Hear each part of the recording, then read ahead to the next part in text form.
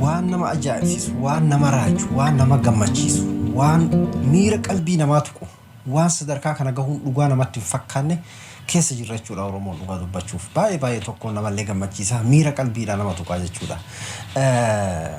Kaleessa sa'a 24 dura jechuudha. Doktor Qananiisaa Laayyoo kan jedhamu isin hundinuu ni beektan jedheeti yaada sooshaal miidiyaa kanarratti illee ni beekama. Doktor Qananiisaa Laayyoo ogummaa fayyaa baratee doktorummaadhaan Naqamtee hospitaala Naqamtee keessa hojjetaa jira. Doktor Nuuraddiin Lukee maxxansee ture jechuudha. Sa'a 24 dura dhukkubsatee tasa osoo uummata yaalutti jiru, osoo uummata gargaarutti jiru dhukkubsatee karaa cinaacha isaatiin kalee jalaan dhukkubbiin itti dhagahamee yeroo laalamu dhukkuba tirfi anjati jedhamu. Dhibeen tirfi anjati jedhamu sana irratti argame. Yeroo dhibeen sun irratti argame waan naannawa san jiru cheek godhuudhaaf garaa isaa yeroo wantoota hundayyuu yeroo laalanii kaleen isaa baay'ee tokko dadhabee jira. Lachuu dalagaa dhaabuudhaaf kan dhiyaate ta'uu mul'ate jechuudha. Tirfi anjat mataa isaatiifuu oopporeeshinii hatattamaa yookiin yaala hatattamaa barbaada. Akkasittuu ammoo kaleen isaa kan hojii dhaabuu kaate jechuudha. Duuba haala saniin doktoroonni hedduun maxxansanii turan fuula Facebook isaanii irratti kan Doktor Nuuraddiin Lukeetii kan an dubbise jechuudha. Sa'a 24 dura, sa'a guyyaa takka dura jechuudha. Guyyaa takka dura maxxanfamee namni kun waan nama ajaa'ibsiisu namoonni gara 12,000 laayikii godhanii akkasuma komantii hedduu jalatti warroonni gargaaranii iskiriinshuut godhanii akaawuntii isaanii irraa telefoonaan kan ergan kara gargaarsaatitti illee ergaa turanii ammoo waan nama gammachiisu hagammaatitti illee mallaqa guddatu guuramee jira jechuudha. Mallaqa hagammaatitti guurame illee isiniifin himaa boodarratti duuba asirratti wanni raajii tokko taa'ame jechuudha. Raajii nama lamarra mul'ate. Mucaan tokko jiraataa magaalaa Hadaamaati. Waan nama ajaa'ibsiisu waan ilmi namaa ni taa'ama jedhamee isin hin eeynetu taa'ame jechuudha. Komantii isaa jalatti komantii Doktor Nuuraddiin Lukee san jalatti yoo ni dubbiftan ta'e jechuudha ni argitan jedheeti yaada. Mucaan suni isa amma na cinaatti footoo isaa argitan kanaa jechuudha. Mucaan kun komantii jalatti keessaan na dubbisaa kalee koo tokko anatu kennaa. Mee namni kalee namaa kennu argitanii ni beektani filima irratti malee an filima irratti arge yeroo hedduu yeroo fakkeenyaaf waan akkasii yookiin namni firaa namni saahibaa fa'aa walii rakkatu. Kun amma saahibaa miti gandaa miti isaan adda adda inni jiraataa Hadaamaati kaan ammoo lixa Oromiyaati. Doktorri lixa Oromiyaati jechuudha. Maali ammoo kun Oromummaa qofa namummaadhaaf itti dhagahame jechuudha. Wanni sabboonummaa jedhamuuf kana namni yoo sabboonummaa qabaate namaaf rifata. Sabboonummaa jechuun warri akka bineensaatti ilaalanii sabboonummaan bineensaa mi namummaadhaaf namaa rifata. Namni yoo sabboonummaa qabaate namaaf adooddii qabaa jechuudha. Duuba mucaan kuni Doktor Nuuraddiiniin keessaan na dubbisi. Amaaranyyaadhaan kataballee mucaan kuni ijoollee magaalaatiin natti fakkaata. Amaaranyyaadhaan kataba Doktor Nuuraddiin bawusxi bakkul አወራኝ ወላሂ እኔ አንድ ኩላሊትን ሰጣለሁ ጀራ ሙጫን ኩኒ አኒ ካሌ ከየተኮኒን ከናፊ ኬሳና ዱብሲ አማ ዶክተር ኑረዲን ዱባ ካሌ ዴቢሴ ካሌ ገልገላ የሮ መጣንሱ ሙጫን ኩኒ ሚራ ከይሰ ሴኔቲ አከስ ጀዴ ዮኪን አሞ ሚራ ከይሰ ሴኔ አከስ ጀዴ ጀዴ ቱማን ፉዴ ጋሩ ዴቢሴ ኬሳና ዱብሲ ናንጀና ኬሳን ዱብሴ ጀዴ የሮ ኬሳን ዱብሴ ሃሱሲ ሱሌ አን ሚራ ሚቲ ካሌ ኮቶኮ ከኔፊ ነማ ካነ ዱአራ ሀምቢፍና አራቱ ከናፍ ጀዴ አከሙርቴ ፈተናፊ ጀዴ ዱባ ያ ኦብለ የሚ አማ ሰደርካ ካነ የሮ ጌነ ካነ ሜ ማልቱ ሲኒ ደጋማ ዱባ ነማ ሰደርካ ካነ ገሄ amma fakkeenyaa fi namoonni gareen tokko Oromoo sadarkaa kana geette gandaan addaan qoonnee wal jibbisiifnee addaan qoonnee gargar qoonnee wal jibbisiifnee binnaa kaan ammoo gareedhaan addaan qoonnee amantiidhaan addaan qoonnee didiqqeessinee akkasitti gabroomsina waan jedhu fa'aa karoorfatanii jechuudha.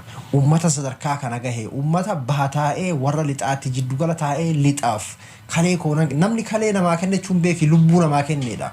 Amma bakka mallaqa qabaachuu harki isaa hanqate kalee kiyya tokko nin kennaa fi an kalee lamaan qabaa tokkoon jiraachuu danda'a innis akkan duune tokko kennee fi tokkoon haa jiraatu. Amma duuba mucaa kana qofaa miti raajiin biraallee hin dhalate jechuudha. Gargaarsi doktoricha kanaaf guuramaa jiru karaa Doktor Naafiyaat Geetuu ni beektan jedheeti yaa Doktor Naafiyaat Geetuu hedduu sooshaal miidiyaa kanarratti nama gartee waa'ee Oromoo kana barreessuudhaan beekamu doktorummaa qofaan waa'ee fayyaallee barreessuudhaan beekama. Karaa Doktor Naafiyaat Geetuutiin jechuudha. maal jedha doktor Niyaafiyaad geetu eega gartee mucaan kun illee gartee mallaqaniin kenna kalee kooniin kennaaf jedhe kana booda jechuudha. Mucaan kun Imaan Abdii jedhama maqaan isaa maqaa isaa kasirri ta'uun beeku garuu fotoon isaa kana cinatti agartan kana Imaan Bii Abdii jedha jiraata magaalaa Adaamaati jechuudha. Doktor Niyaafiyaadis maal jedha inni biraa ammoo keessaan bilbilee kun ammoo jiraata Naqamtee jechuudha magaalama doktortichi keessatti dhukkubsate kana jechuudha.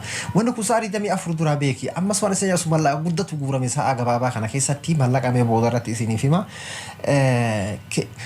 Ana keessaan na dubbisi nama tokkottu hin himini nama tokkottu osoo hin himin keessaan na dubbisi kalee koo tokkoon hin kennaa fi kalee tokko kennee tokko an tokkoon jiraachuu danda'a isa lubburraa hambisee innis kalee koo tokkoon ni jiraata hadaraa keessaan na dubbisi iccitimaan naati finna doktor Niyaafiyaadiif katabaa beeki gargaarsi kun tokko karaa doktor Niyaafiyaadiin guuramaa ture akaawuntii isaatii fi wanna isaallee asirra isinii maxxansa keessattuu warri biyya jirtan yeroo namni kalee walii kennu kana isin ammoo gargaarsa mallaqaa irraa qusachuun qabdanii akka gargaartan isiniif maxxansaanis akaawuntii doktor Nuuraddiin Lukeefaa maxxansan jechuudha kan doktor Niyaafiyaad irratti ergamuu fi kan gartee obboleessa doktorichaa irratti guuramullee jechuudha. Inni kunillee maal inni keessaan na dubbisi keessaan dubbifnee naati iccitiidhaan finnee anatu gartee kalee koo tokko kennee fi akkasitti finna amma kun icciti anaa fi si malee nam tokko quban qabaatini bes lubbuu isaa baraaruudhaan hajaan tiyya hayyee sadarkaa kanarra geennee jirra yaa Oromoo baay'ee tokko waan nama gammachiisu duuba doktor Yaadi yeroo waan kana dubbisu jedhe imimmaantu telefoonaan irraa dubbisaa ture yeroo miseejii dubbisaa ture kanatti telefoona kiyyarratti imimmaan dhimmisaa ture jedha dhuguma nutu as teenyee imimmaantu nama keessaa dhimmisaa jechuudha gammachuurraa jechuudha sadarkaa kana gahuurraa amma kuni maali kun quuqama namummaa qabaachuu quuqaa sabboonummaa quuqama obbolummaa Oromoon sadarkaa kanarra gahee jira jechuudha obboleessi isaatiif sadarkaa kalee itti kennuu gahee jira durii nuti kan dhageene dhiiga walii kenna kan dhiiga walii kennu iyyuu nama firaati jechuudha amma zaban kana nama tokko fotoo ittiin ka'uudhaaf yeroo sireera ciisanillee hin mul'ata warra akka taayee faadha malee garuu dhiiga iyyuu nama firaattu namaa kennaa jechuudha amma immoo sadarkaa itti kalee namni gartee akka amantii keenyaatti illee kalee namni ilmi haadhaaf kennuu danda'a ilmi abbaaf kennuu danda'a akka amantiitti illee garuu amma kun sadarkaa itti oromummaadhaaf namummaadhaaf kalee itti walii kennuu irra geenne jirraa kun waan nama gammachiisu jechuudha sabboonummaan oromoo namummaadhaan wal jaalachuun oromoodhaa sadarkaa kanarra gahee jira hin agarran filimaa fi diraamaa irratti malee duuba doktoroonni hedduun waan kanarratti gammachuu isaanii karaa adda addaatiin ibsataa jiran jechuudha. Doktor Nuuraddiin Lukeetis gammachuu isaa gabbahee ibsatee jira akkasuma doktor Gurmeessaanis jechuudha. Saba kalee ufii namaaf kennu tajaajiluu caala maaltu nama gammachiisa.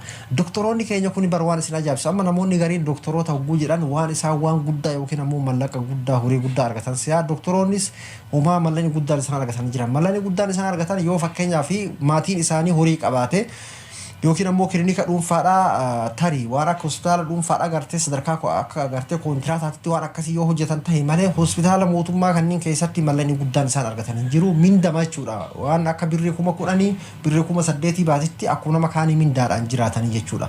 Kanaafuu doktoroonni lubbuu fi dabarsanii nu tajaajilan akkanatti hamilee isaanii godhuun saba akkanaa kana qabaachuun waan baay'ee hamilee namatti horuu jechuudha. Saba sadarkaa kanarra gahee addaan qoqqoonnee kutaadhaan wal jibbisiifnaa addaan qoqqoonnee kalixaa dhoynee kabahaa ammoo sossobneetiin gabroomsinaan gonkuma waan hin danda'amne jechuudha. Kanarraa namni waa baratu waa hedduu barachuu danda'a. Kuni waan baay'ee hamilee namatti horu waan addunyaa irratti diramaa fi filima keessatti ta'urra amma immoo qabatamaan ufurratti argaa jirra jechuudha. Jaarraa kana keessa jirra. Jaarraa kana keessa ammoo guruppiin gariin ammoo Oromoo irratti filima dalaguu barbaaddi jechuudha. Waan baay'ee tokko nama gammachiisu ammoo kalee galgala haga ammaatitti gara miiliyoona 2 gahuun ni mala kalee galgala gargaarsi doktoricha kanaaf guurame birrii miiliyoona takka tuqaa 2 gahee jira sa'a 24 osoo hin gahin jechuudha. Waan baay'ee tokko nama gammachiisu waan hamilee namatti horuudha. Kan kalee kennu kunillee lubbuu isaa baraaruu fi kan mallaqa kennutti jirullee lubbuu isaa baraaruu fi anis akaawuntii isaa isiniif maxxansaa asirratti akaawuntii isaa kanarratti keessattuu warri biyya keessa jirtanii fi kan biyya alaa Itoophiyaa baankii irratti galchuu dandeessanillee jechuudha. Gargaaraanii doktoricha kana gargaarreen qooda kenna haa bayannu kalee kennuu dadhabnuyyuu mallaqaan gargaarree bira haa dhaabbannu. Akaawuntiin isaatii fi akkasuma akaawuntii doktor Niyaafiyaad irratti illee warri gargaarsa erguu feetan keessattuu akaawuntii Itoophiyaa baankii irratti jechuudha. Warri gargaaruu dandeessan gargaaraa doktorichi kana lubbuu isaa haa baraarru baay'ee tokko nama gartee yeroo dhihootti gara hojiitti seenedha. dhukkubni isaa waan dhukkuba gartee maatii qofaan gargaareetiin fayyisuu danda'u hin taaneef kan lammii barbaada jedhameeti gargaarsi kan guuramutti jiru. Fakkaatti koomenti jedhannaa katabaa viidiyoo kiyyaa laayikii godhuu hin dagatinaa. Hanga viidiyoo biraatiin walitti deebinutti nagayannaa tura.